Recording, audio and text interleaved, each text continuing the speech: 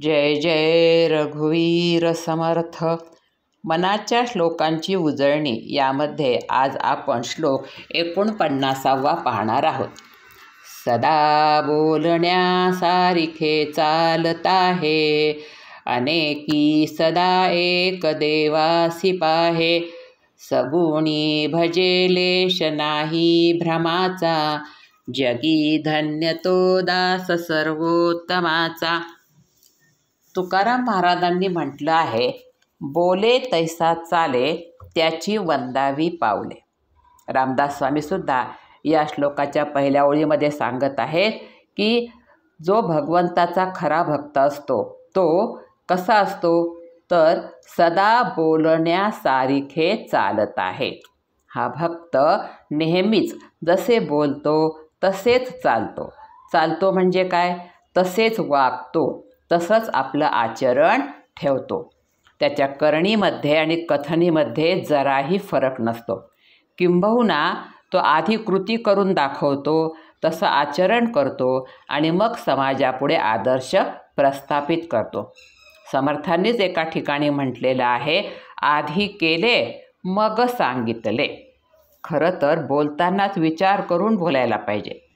समाजामध्ये असे अनेक कीर्तनकार, प्रवचनकार असतात जे व्यासपीठावर बसून लोकांना खूप मोठमोठ्या उपदेशाच्या गोष्टी सांगतात, पण प्रत्यक्ष आपल्या जीवनात मात्र ते तसे वागत नाहीत. म्हणजेच काय, तर त्यांच्या बोलण्यामध्ये आणि वागण्यामध्ये जराही मेळ नसतो. परंतु जो खरा भक्त असतो तो जसं बोलतो तसंच आपलं आचरणही ठेवतो. समर्थ पुढे म्हणतात, अनेकी सदा एक देवासी पाहे. हा भक्त नेहमी अनेक वेगवेगळ्या देवांमध्ये एकाच देवाला पाहतो. कारण देवाची अनेक नावे आहेत, अनेक रूप आहेत, अनेक आकार आहेत. असं जरी असलं तरी शेवटी ते एका निर्गुण निराकारातच प्रगट रूप आहे. वरवर त्यांच्यामध्ये भिन्नता दिसत असली तरी ते शेवटी एकच आहे. जसे एखादी स्त्री असली तर ती कुणाची मुलगी असते, कुणाची बहीण असते, कुणाची बायको असते, कुणाची आई, कुणाची सून, कुणाची काकी, मामी, आत्या इत्यादी असते. पण खरंच तिची इतके वेगवेगळी रूपे असतात का हो? नाही. शेवटी ती एक स्त्रीच आहे. तसेच भगवंताचीही आहे. त्याची नावं जरी वेगवेगळी असली तरी तो शेवटी एकच आहे, यावर भक्ताचा पूर्ण विश्वास असतो. म्हणूनच ते भक्त सर्व देवामध्ये त्या एका भगवंतालाच पाहतात. आकाशाम पतितं तोयम यथा गच्छति सागरम, सर्वदेव नमस्कारम केशवम प्रति गच्छति. अर्थात आकाशातून पावसाचं जे पाणी पडतं ते सर्वात शेवटी जाऊन सागरालाच मिळतं.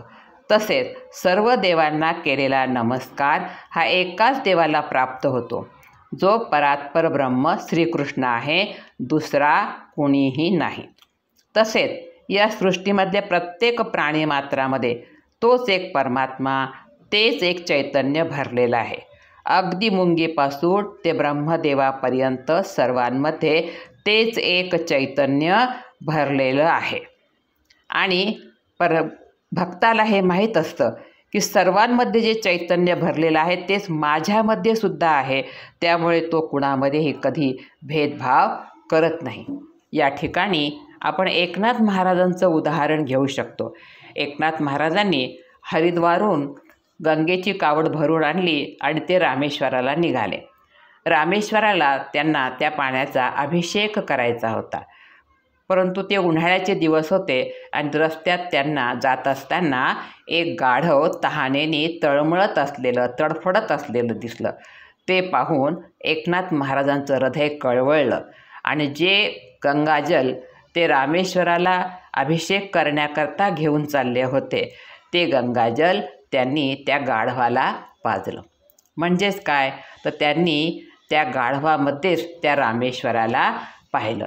तर असा हा भक्त जो सर्वत्र फक्त त्या एका भगवंतालाच पाहतो, सर्वांच्या अंतर्यामी तेच एक चैतन्य भरून उरलेलं आहे याची त्याला पूर्ण खात्री असते. त्यामुळे तो कुणामध्येही कधीही भेदभाव करत नाही. पुढे समर्थ म्हणतात की सगुणी भजे लेश नाही तमाचा. हा भक्त कसा आहे तर हा सगुणाची उपासना करतो. सगुणाची उपासना करता करताच त्याला निर्गुणाची पण प्राप्ती होते आणि निर्गुणाची प्राप्ती झाल्यानंतर पुन्हा तो सगुणाची भक्ती करतो. कारण त्याला माहीत आहे की हे निर्गुण निराकार रूप मला कशामुळे समजलं तर या सगुण भक्तीमुळे मला तो परमात्मा ते चैतन्य समजलं आणि जे चैतन्य मला ही साधना करताना समजलं ती साधना मी आता कधीही सोडणार नाही. म्हणून ते सगुण आणि निर्गुण यामध्ये कुठल्याही प्रकारचा भेदभाव करत नाही. अशा प्रकारे जो भगवत भक्त बोलतो तसा चालतो, अनेक देवामध्ये एकाच देवाला पाहतो, सगुण आणि निर्गुणामध्ये भेद करीत नाही, तो भक्त सर्वोत्तम भगवंताचा जगातील सर्वात उत्कृष्ट असा भक्त होय.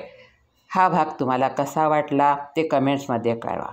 आवडल्यास लाईक करा, शेअर करा आणि हो सबस्क्राईब करायला विसरू नका. धन्यवाद. जय जय रघुवीर समर्थ.